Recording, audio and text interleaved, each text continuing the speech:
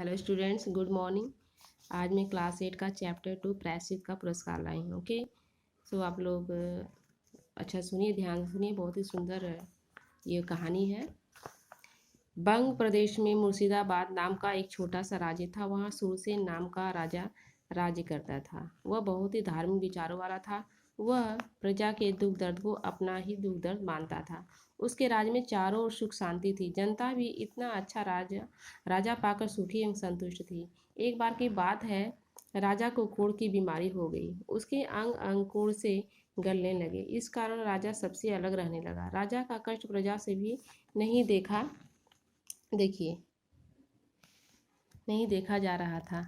सबकी यही कामना थी कि किसी तरह राजा को इस रोग से मुक्ति मिल जाए। अनेक वैद्य हकीमों ने राजा का उपचार किया, पर कोई फायदा नहीं हुआ। झाड़ फूक और तंत्र विद्या वालों ने भी प्रयास किए, वे सभी निरर्थक ही साबित हुए। राजा का रोग दिनों दिन बढ़ता ही गया। युवराज को शासन सौंपकर राजा वन में जाकर रहने की सोचने लगा। एक दिन मैथिली राज्य के राजवैद्य वहां आए और उन्होंने राजा के रोग की परीक्षा की।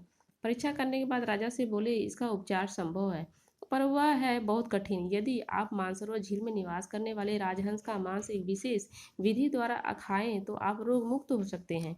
उपचार लगभग असंभव था। मानसरोवर की यात्रा अत्यंत दुर्गम थी। वहां जाना सहज नहीं था। ऋषि मुनि कई दिनों की यात्रा करके मानसरोवर पहुंचते थे। उनमें से बहुत सारे तो रास्ते में ही मर जाते थे। दूसरी परेशानी राजहंसों को पकड़ने की थी। उनके साथ धार्मिक भावनाएं जुड़ी हुई थी। लोगों का मानना था कि राजहंस विलक्षण होते हैं, उन्हें पकड़ना आसान काम नहीं। इसलिए राजा ने उपचार करवाने का विचार त्याग दिया।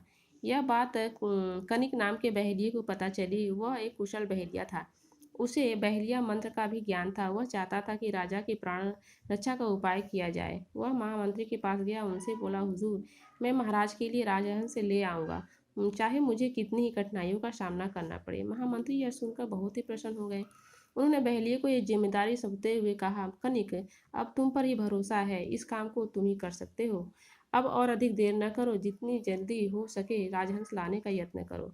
कनिक ने विचार किया कि मानसरोवर की यात्रा ऋषि महात्मा ही करते हैं, इसलिए राजहंसों की जानकारी उनसे ही जुटाई जानी चाहिए। वह उनके पास गया, उनसे मानसरोवर झील व राजहंसों के बारे में जानने की कोशिश की। उसने उन्हें अपना उद्देश्य नहीं बताया, फिर भी महात्मा लोग समझ गए। वे जान गए कि वह बहेलिया है और जरूर राजहंसों को पकड़ना चाहता है। उन्होंने कहा, कनिक, वहाँ की यात्रा अत्यंत कठिन है, फिर राजहंसों को पकड़ना हंसी खेल नहीं।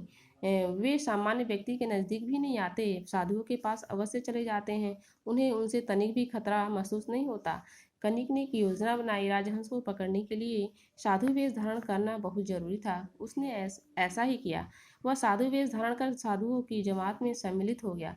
उनके साथ ही वह मानसरोवर की यात्रा पर चल पड़ा। कई दिनों की यात्रा करने के बाद वह मानसरोवर झील पहुंचा। उसकी निगाहें राजहंसों को ढूंढ रही थी। बहुत खोजने पर उसे राजहंस नजर आ गए। सचमुच वे एकदम सफेद, सुंदर और निर्मल थे। वे भोजन के रूप में असली मोती ही निगलते थे। उसने अपने जीवन में इतने सुंदर हंस कभी नहीं देखे थे। बहेलिया ने देखा कि साधु संतों के पास राजहंस सोए चले आ रहे हैं। साधु संत उन पर हाथ फिराकर ढेर सारा प्यार उड़ेल रहे हैं। साधु और राजहंस आपस में बहुत हिले मिले हुए थे। इतने सुंदर व भोले पक्षी को पकड़ना उसे उचित नहीं लगा, पर मन में एक ही बात थी कि राजा की जान बचाना बहुत जरूरी था, इसलिए उसने हंस पकड़ना जरूरी समझा। यह सोचकर वह झील के किनारे पहुंचा, हाथ मुंह धोए और राजहंसों के आने का इंतजार करने लगा। शीघ्र ही उसकी इच्छा पूरी हो गई। वह साधु के वेश में तो था ही, सीधे सच्चे राजहंस उसके पास चले आए। बहेलिये ने हाथ फिराकर उन्हें प्यार किया और फिर मंत्र के द्वारा उन्हें वश में कर लिया।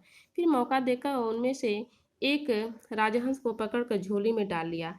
इस तरह कनिक की मानसरोवर यात्रा का उद्देश्य पूरा हो गया। अब वह जल्दी से जल्दी राजा के पास पहुंच जाना चाहता था। देखिए, यह बहेलिया है। वह तुरंत वापसी की यात्रा पर चल पड़ा। जल्दी ही वह मुर्शिदाबाद पहुंच गया। अभियान में सफल होकर लौटे बहेलिये का मंत्री ने स्वागत किया। वह उसे राजा के पास ले गया। मंत्री ने राजा को सारी बात बताकर प्रार्थना की कि वे राजहंस का मांस खाकर रोग से मुक्ति पालें। महामंत्री और बहेलिये की वफादारी से राजा बहुत प्रसन्न हुआ, लेकिन मानसरोवर झील के पवित्र राजहंस को खाना राजा को अधर्म का काम लगा। उसने इस बारे में राजगुरु से पूछना जरूरी समझा। राजा ने राजगुरु को सब कुछ बताकर मार्गदर्शन करने का अनुरोध किया। राजगुरु ने कहा, राजहंस को धोखे से पकड़ा गया है। राजहंस साधु वेशधारी कनिक के पास विश्वास से चला आया था। बहेलिये ने उसके साथ धोखा किया है। एक तो वह साधु नहीं था, दूसरा उसने साधु के वेश में राजहंस का हरण कर लिया। वह अपराधी है। यदि आप धोखे से पकड़े गए राजहंस का मांस खाते हैं तो यह अधर्म होगा। इसलिए हे राजन, इस विश्वासघात के लिए प्रायश्चित करना जरूरी है। यह अपराध आपके लिए किया गया है, इस कारण यह प्रायश्चित आपको ही करना चाहिए। राजा को भी यही उचित लगा। वह राजहंस का मांस नहीं खाना चाहता था। वह बहेलिये की राजभक्ति से खुश था, पर राजहंस को धोखे से पकड़कर लाने से दुखी भी था। राजा ने राजहंस को वापस मानसरोवर झील छोड़ाने का निश्चय किया। राजा को अब जीवन से कोई मोह नहीं रहा, उसे वैराग्य हो गया था। बहेलिया भी कई दिनों तक साधुओं की संगत में रहा था। वह भी दुनियादारी छोड़कर साधु बनना चाहता था, इसलिए उसने राजा के साथ मानसरोवर जाने की इच्छा जताई। राजा ने उसे रोकना चाहा, पर वह नहीं माना। इस तरह राजा और बहेलिया दोनों ही साधु बन गए। वे राजहंस को लेकर मानसरोवर की यात्रा पर चल पड़े। रास्ते में एक बड़ी विचित्र बात हुई। मानसरोवर पहुंचने पर राजा ने देखा कि उनके शरीर पर कोढ़ का नामो निशान नहीं रहा। राजा बिना उपचार के स्वस्थ हो गए। पता नहीं यह राजहंस के पंखों की हवा का कमाल था या प्रायश्चित का पुरस्कार। इसके बाद राजा ने वापस मुर्शिदाबाद लौटने का विचार त्याग दिया। वह वहीं रहकर तपस्या करने लगा। बहेलिया भी राजा के साथ रहने लगा था। अब वे दोनों तपस्वी बन गए थे। उन्हें राजहंसों से बहुत मोह हो गया था। इस तरह क्या हुआ, वह राजहंस भी बच गया और राजा भी ठीक हो गया। लेकिन राजा के लिए सब कुछ किया गया था और राजा को भी इसका प्रायश्चित वो निभाए, अपना धर्म निभाए और वो भी चले गए तपस्या के लिए, सब कुछ दुनियादारी छोड़कर। इसका देखिए क्वेश्चन आंसर हम लोग देखते हैं। प्रायश्चित का पुरस्कार से बंग प्रदेश के राजा को वहाँ की प्रजा क्यों चाहती थी, क्योंकि वह बहुत ही धार्मिक विचारों वाले थे और प्रजा के दुखों सुखों का वह ख्याल रखते थे। राजा को क्या बीमारी थी, राजा को कोढ़ की बीमारी थी। और मैथिली राज्य के राजवैद्य ने उनका क्या उपचार बताया, उन्होंने उपचार बताया कि राजहंस का मांस खाया जाए तो उनका यह जो रोग है वो ठीक हो जाएगा। बहेलिये ने राजा के प्राणों की रक्षा के लिए क्या किया, बहेलिये ने राजा के प्राणों की रक्षा के लिए राजहंस को लाया और क्या, उसका मांस खाने के लिए लाया। राजगुरु ने राजा का मार्गदर्शन कैसे किया, राजगुरु ने राजा का मार्गदर्शन उन्होंने यह किया कि यह जो धोखे से लाया गया राजहंस है वह धर्म के खिलाफ है, इसलिए हे राजन, आप अगर इसका मांस खाते हैं तो वह ठीक नहीं होगा, उससे ऐसा नहीं होगा कि आपका भला होगा। सो ऐसे मांस को, ऐसे चीज़ों से आप अपनी कोढ़ को अगर ठीक करना चाहते हैं वो ठीक नहीं होगा। सो अगर आप जहाँ से लाए हैं राजहंस को, जहाँ से मंगवाए हैं उसको वहीं पर भिजवा दीजिए। और इसी से आपको प्रायश्चित भी, अगर आप प्रायश्चित करना चाहते हैं अपने मतलब दोषों का, तो आपको ऐसे ही प्रायश्चित मिलेगा अगर आप राजहंस को वहाँ पर जहाँ से लाए वहाँ से वहीं पर छोड़ दें। राजा का कोढ़ कैसे ठीक हुआ, क्या पता, मतलब उनका तो कहना है कि राजहंस का जो पंख था उसकी हवा से ठीक हो या किससे ठीक हुआ, लेकिन अंत में मतलब क्या, राजा के दिल में उसके लिए मतलब क्या हुआ, दया आई, तो शायद इसलिए हो सकता है कि अप्रूप से ही ठीक हो गया, अपने आप ठीक हो गया।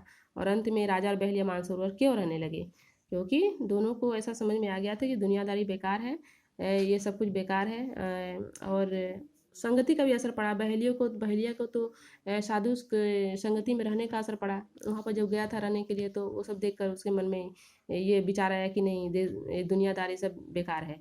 और राजा जो है प्रायश्चित करने के लिए वहाँ पर चले गए, तपस्या करने के लिए चले गए।